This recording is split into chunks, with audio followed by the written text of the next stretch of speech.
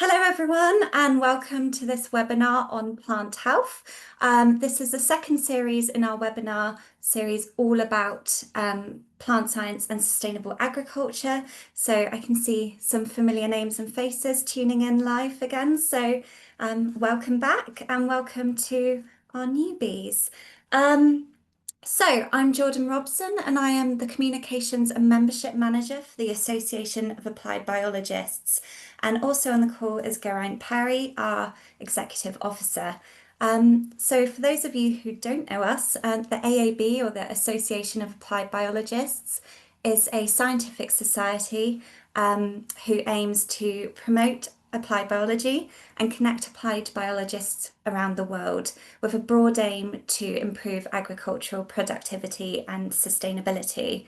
So as part of this, we organise a series of scientific conferences and events throughout the year, and we also own two scientific journals, so Annals of Applied Biology, who are supporting this webinar series, and also Plant Biotechnology Journal, who we co-own with SEB, so Society of Experimental Biology. And all of the profits from these two journals go directly back into the applied biology community to support early career travel awards and carer grants, which support attendance at our own events and also events in the wider applied biology community. And all the money is reinvested into our community activities, so our events and our workshop program. So we, as an association as a whole, we're quite a small enterprise. We're managed by four full-time staff, including myself and Geraint, and we're overseen by a voluntary council made up of academics and industry professionals. And our activities are mainly driven by 12 specialist groups. So these groups meet a few times a year and propose events to the committee, and then they oversee the scientific programme of these events. So I imagine most of you tuning in today are interested in plant health themes. I'm happy to say that we have not one, but four of our specialist groups working on plant health themes. And today's webinar is really a crossover of our two specialist groups, Applied Plant Pathology and Biocontrol and IPM groups. So I mentioned we run a series of events throughout the year, and this is just to say, little plug, to say that four of these events have deadlines coming up this month. So on theme, we have advances in integrated pest and pathogen management. This will be in Leicester and online in November, and the registration closes for this on the 24th of October. So if you're interested, click through and register for that now. We also have our annual advances in nematology at the Linnaean Society of London. This will be held on the 4th of December, and abstract submission for this is still open until the 20th of October. Now, slightly off theme, we also have registration deadlines for resource efficiency in horticulture this November, and also routes to regenerative agriculture. So this is just a few of the events we run throughout the year. If you're interested in seeing more of the programme, please visit our website and follow us on our social media channels. And there's really something for everyone working on applied biology themes. So yeah, we encourage you to attend and to get involved. And of course, a little plug for our next webinar. This will be organised by our Applied Tree and Forest Biology group. This webinar is all about trees, and this will be on Tuesday, November the 4th at 1 p.m. British summertime. Sorry, won't be British summertime anymore, Greenwich Mean Time. So yeah, please, as always, this is free to attend and register. Yeah, so we hope to see you next month. Now, some housekeeping before today's webinar. If you have any questions, please type them in the chat box. Myself and Geraint will be able to see them and read them out for you. Or if you would prefer to ask your question in person, please raise your virtual hand icon during the question and answer session, and Geraint and myself will unmute you to speak. Just to let you know, this session is being recorded. So these talks will be shared on our new YouTube channel in the next few days. So if any of your colleagues have missed out and you want to share something you've learned in this webinar series, please do share this. So without further ado, I will let you get on to the webinar series. So our first talk is from Jon West. He is Principal Research Scientist at Rothamsted Research, and his talk will be on technologies for surveillance and monitoring of plant diseases. So over to you, Jon. Thanks, Jordan and Geraint also for introducing me, and it's a pleasure to give this talk. I've just got to share my screen and make that a full screen for you. So hopefully you can hear me and see me, and it's nice to be able to present something that is really very well aligned to applied biology, being research that can help growers to control crop diseases so we don't lose so much yield to those diseases. And on the left-hand side of the screen, you can see the integrated pest management triangle. That's here. Hopefully you can see my cursor. That's really an approach growers use to avoid unnecessary applications and also use a whole load of traditional techniques like crop rotation, using resistant varieties, and helping to promote beneficials to control diseases for free.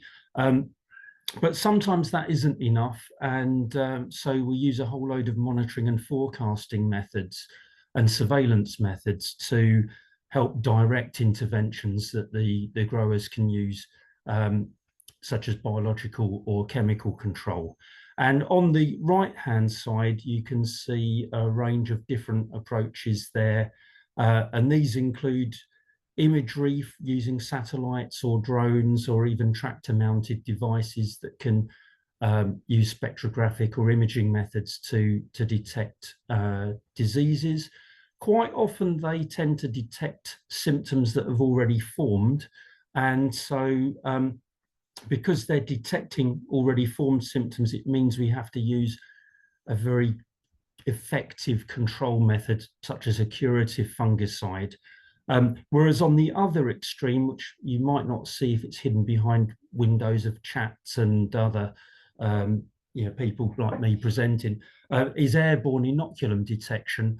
And the reason that is an approach I like is because we're often detecting airborne spores before they even infect. So it's a pre-symptomatic or pre-infection method of detecting imminent disease risk. And that means as it's pre-infection, you can apply a preventative crop protection measure instead. So I'll talk about the first approach, which is imaging. And there's actually different ways of doing this. Rather than imaging, actually, this is spectroscopy. And that's where the quality of light reflected off a crop canopy that's diseased is different to the quality of light reflected from a healthy crop canopy. So if you have a sensor detecting that light being reflected off the canopy, you can then see on the right-hand side the kind of spectrum of reflectance coming from a diseased canopy, that's the pale green line, compared to a healthy canopy, that's the dark green line.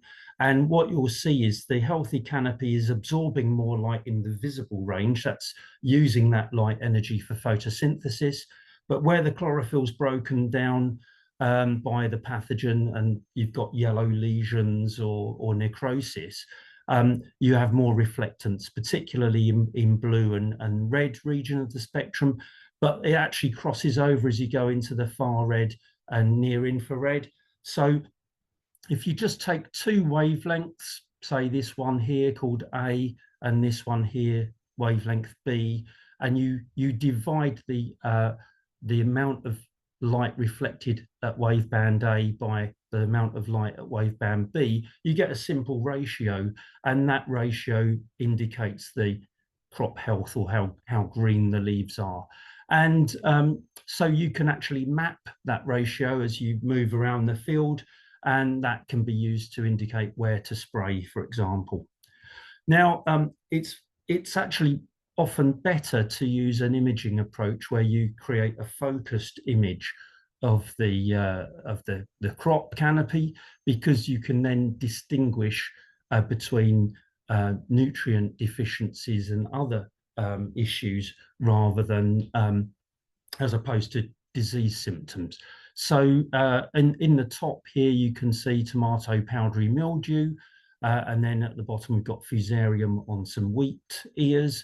And it's possible to use the various imaging processing to calculate the area of leaves in the image, and the area of disease on those leaves, or the ears of the wheat in the bottom image. And so you can map that in a glass house or field, and again use that to control spray equipment. And this is absolutely perfect for AI and machine learning to improve the analytical process of imaging, to enable this to be fine-tuned to separate different diseases, or diseases from nutrient stress and other stresses.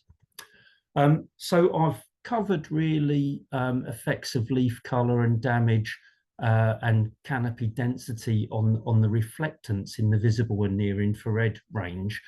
Some other approaches include actually measuring fluorescence, and you can see here a leaflet of a tomato plant.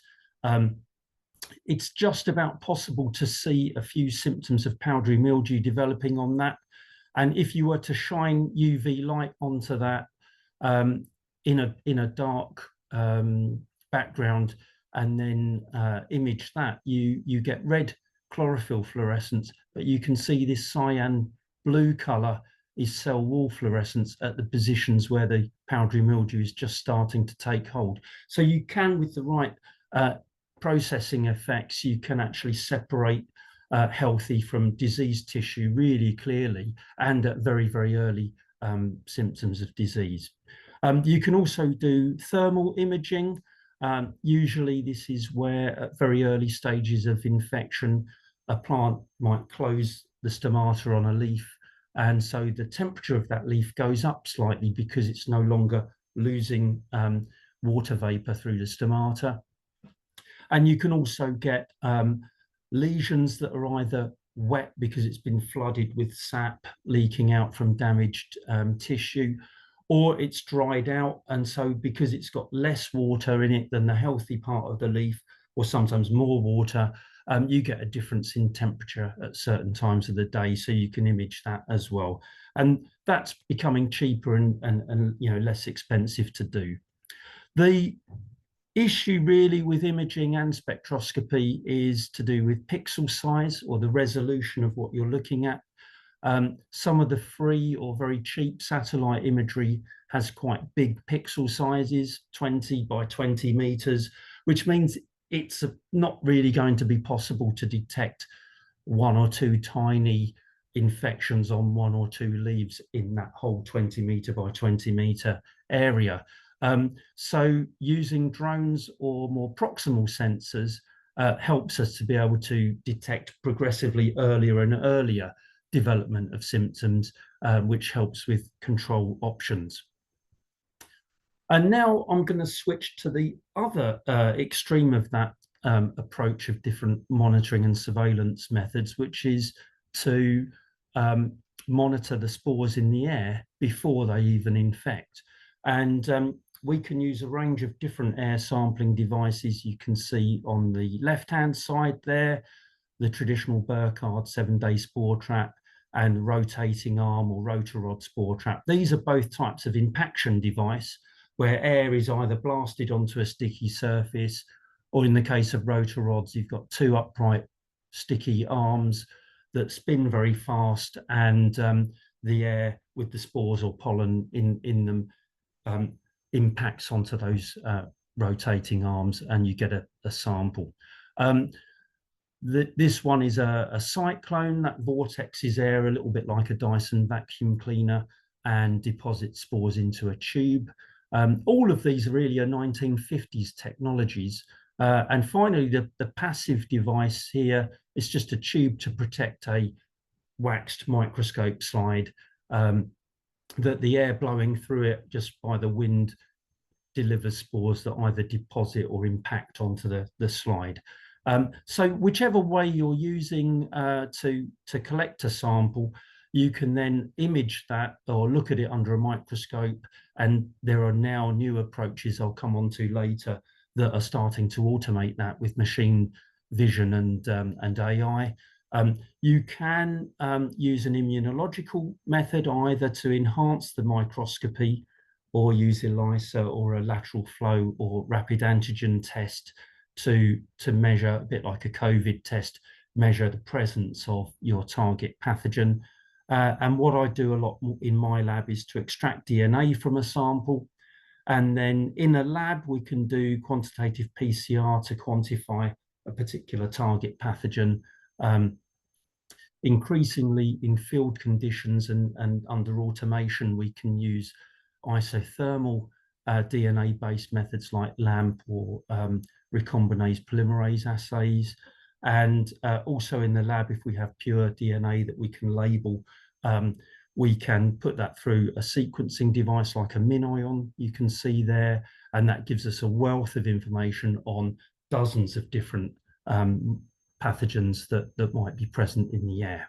So here's an example from a company called Root Applied Sciences, who use a high volume cyclone in vineyards in California to collect samples of air. And I'm using this because it's a very, very good example of how spore trapping can help with disease control.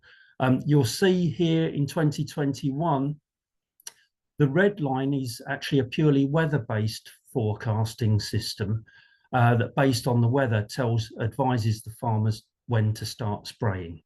But in this particular case, the weather-based system advised to start spraying well before any spores, which is the blue line, before any spores were actually trapped. And you'll notice the first disease symptoms are always seen after the spores were first trapped. So actually, any sprays applied after this weather-based system advised to start spraying were probably not necessary until this point where the green arrow marks. Okay, whereas in 2022, interestingly, the purely weather-based system advised to start spraying later than was actually optimal, because again, the blue line showing when the spores were first trapped was before that weather-based system advised. And again, first symptoms were seen after the spores. Similarly, 2023, it's a bit later start that year, but spores were seen before symptoms, and that was before the weather-based system. So it's a great example of using spore trapping to optimize when to spray, some years reducing the amount of spraying, and other years helping to protect the crop yield when there was an unusually early outbreak. We can also mount spore collecting surfaces onto a drone and fly that really fast above a canopy. This example is for a drone flying above a cocoa plantation in Ghana, and that flight, which was just for sort of 15 minutes or so, sampled particles in the air onto sticky rods.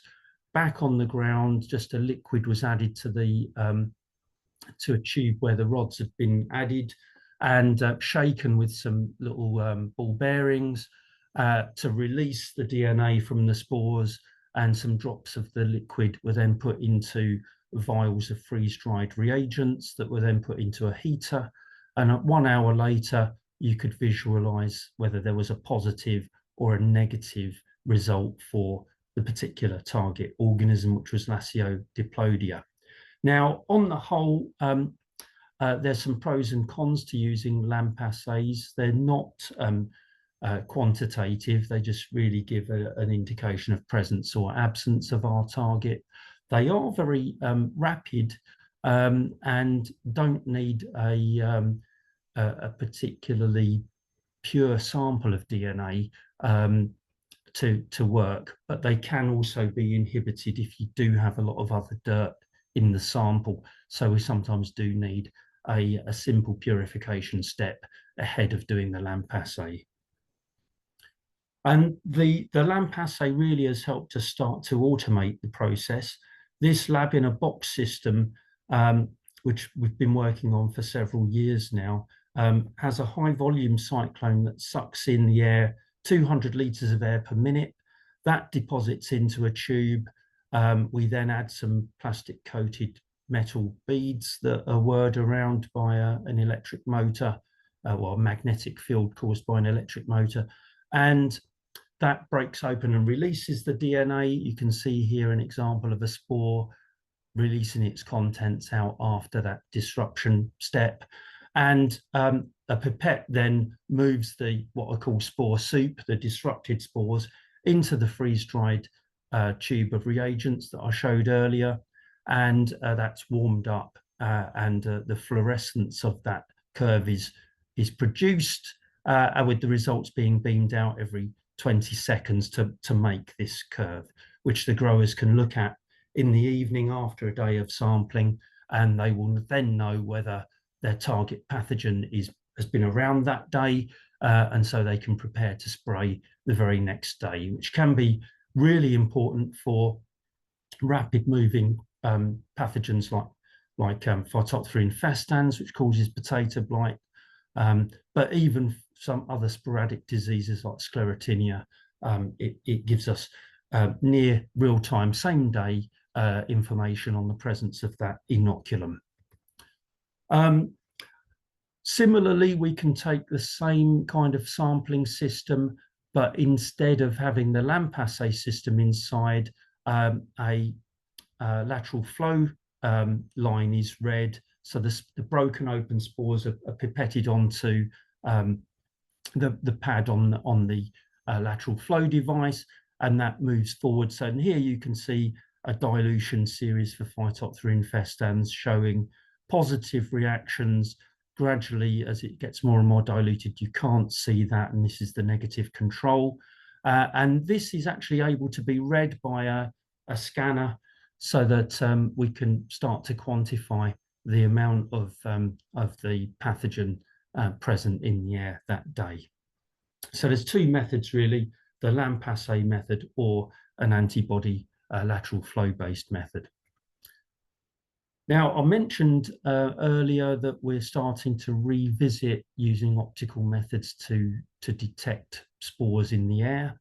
And here's some devices that we're looking at Rothamsted, the Rapid-E, which we're working with the University of Manchester. This actually sucks in air and scans the beam of air with a red and a UV laser, and various features like the size of particles, the surface texture, and the pigmentation causes scatter and absorbance of the laser beams that together gives a diagnostic ability to identify the type of spore that's present. So it's difficult to identify all 3 or 4 million fungi that are around using this kind of approach, but at least it identifies the kind of spore that's present. So with some contextual information, such as whether this is in a big wheat growing area, for example, if there's a lot of powdery mildew, it probably is wheat powdery mildew, for example. You can infer from that.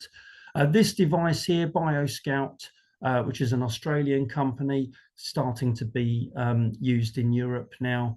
And this simply impacts spores, a bit like the traditional Burkhardt spore trap, onto a sticky tape, but then uses a microscope camera to image the spores, and various smart imaging techniques can identify the species of spore. And it's very, very good for certain characteristic spores. Admittedly, it's challenging for some spores where there's lots of spores that are very similar to each other, but nevertheless, lots of really important plant pathogens can be detected, in near real time using this approach. I'll go back to a DNA-based method because by extracting DNA from our spore sample, we can also use the right primers to detect fungicide resistance. And this example is for wheat blast in Brazil. And it's possible using a high volume cyclone to trap plenty of sample. And then on days when there was a lot of spores present, we could, in the lab, we could test using different primers to identify the presence of resistance, in this case to QOI or strobilurin fungicides. And depending in this case on the direction of the wind, if it was blowing predominantly from some natural grassland, we had mainly sensitive wheat blast because the pathogen also infects grass. Whereas if it was blowing from crops that had been sprayed with fungicide, we had mainly resistant pathogen present. So it was quite useful to know that and advise farmers to switch to a more effective fungicide. Nearly finished, and this really is some work that's been developing very rapidly in the last 10 years, the idea of sequencing what's in the air. And quite nicely, we now have the MinION device, which is a very small portable device that you can insert. You have to extract DNA from our spore sample. We can either then amplify a barcoding gene of that if we're only interested in a particular subset of our sample, for example, all fungi. And we can label different samples with a different tag so that we can run lots of samples in the MinION at the same time, and then get an abundance of information on the right-hand side, simply showing genera of different fungi that were present in a single sample in that case. So for each sample, you can get information on hundreds of different species. And you can see here an example of that whole community analysis. Here you can see some ascomycetes, and the sort of reddish pinky color is basidiomycetes. And you get information on the relative abundance of those different genera in a particular community. Now, on the right-hand side, each of these dots really is something like this whole community of different species present, and that can be visualized, and we're able to differentiate the kinds of communities you get in the autumn compared to in the spring above an oilseed rape field, spring above a wheat field, and spring above an oat field. So you start to get really useful information about the kinds of communities of fungi present in these different habitats, and start to make all sorts of useful information about effects of management practices, for example, on the abundance of certain pathogens. Now, I often get asked where to sample and how many samplers do I need. And what we found over the years, going back to an EU project we did more than 15 years ago, where we sequenced the air, we found double the species richness from a spore trap on the roof of a medium-sized building, say 10 meters up in the air. And that's because you've got really a bigger footprint, because the air is more mixed up, and you get more conservation of what's in the air at that sort of altitude as it blows along. Some spores are leaving a box of air, but more spores are also joining that are roughly the same kinds of thing. So you've got this more conserved, smoothed image of what's happening in that whole region. Whereas down at ground level, just say a meter above the soil surface, you've got a much stronger influence of spores joining very close to the actual sampling position. And we can use the same idea really to infer whether spores are coming from very close by or blowing in from far away. Because if we run some simple spore traps like a rotorod spore trap, you can see on the left-hand side there, and you measure the numbers of spores, the concentration of spores in the air at those different heights, and you only need even 2 heights is enough. Where the spores are roughly the same concentration low down as high up, as is in the case of this didymella, the didymella is produced on barley, And so because this trap was in an oilseed rape field, we know it was blowing in from outside of the field. And you can see that the concentration of spores is roughly the same at the two, or all the different heights measured. Whereas the Perennipesiza, the red line, and the botrytis, which is the blue line, you can see the numbers of spores actually are increasing as you get closer to the ground. So that shows that the spores are coming off that crop canopy, and you've got a higher density or concentration of spores in the air low down compared to high up. So you can, by sampling at two different heights, get a handle on whether the spores are blowing in from a long way away or coming from the crop that you're in. And really how to deploy a network of sampling devices depends on the crop and how common the pathogen is. This is just purely cartoons to visualize the situation. So you can imagine here plumes of spores coming off fields. This could be a common crop like wheat and a common disease of wheat. And so you could sample almost anywhere. This at the bottom is a representation of spore concentrations shown as contours, looking a bit like mountains on a map. They're just concentrations of spores in the air. And it means you could sample almost anywhere in this whole landscape and you'd detect if the spores are there or not. Whereas for a rare pathogen of an unusual crop, you have to have your sampler actually in the field rather than anywhere in the landscape to be sure of detecting those spores. So how to deploy samplers depends on the crop and how common the pathogen is. And in fact, the price point of the crop as well, because if it's a high value, unusual crop, which might be this situation here, you can afford to have a sampler in every field. Whereas for a low value crop like wheat, but one that's grown over a large scale, you can just have one sampler for a whole region to still give an idea as to whether it's an early or a late season for that particular pathogen. And I'm running short of time, so I'll just quickly touch on augmenting static spore trap networks with some mobile traps. And so this trap here on the right-hand side is mounted on the roof of a car and sucks air in, and the spores are deposited into tubes that are on a carousel. And as the car drives through different regions of a map, and this was done by Rowan Kimber at Sardi in Adelaide, Australia. That's a lovely bit of work. The tube moves to a new location. Sorry, the tube indexes to a sample into a different tube as the car moves into a new part of the map. And as the car turns around and comes back into a particular part of the map, it will index back to the correct tube for that region. So when the car's back and the sample's analysed back in a lab, you can get spatial information as to which spores are present in different regions of that region. So just to summarize then, we're now able to automate or certainly do rapid on-site detection of pathogens, either with isothermal DNA-based methods, immunological tests, or image analysis. There's still lots more research that could be done to optimize all of that. The DNA-based methods help us actually in other ways to look for certain traits that could indicate what varieties are under threat of infection, or also whether there's fungicide resistance issues.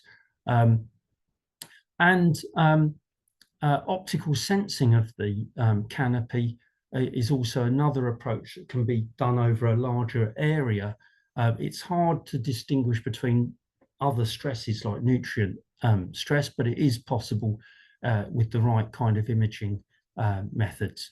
Now, all of this is essential for integrated pest management to allow timely applications at the best time and only when needed. So ideally, it's best for these to be used as networks, integrated with models to determine whether it is economic to spray or not, and also with the right geolocation. it means you can start to map which regions of a country are starting to be at risk of a particular pathogen or not. So that reinforces when and where to spray. So lastly, I'd like to thank various collaborators and funders, my team at Rothamsted Research, and thank you very much for your attention.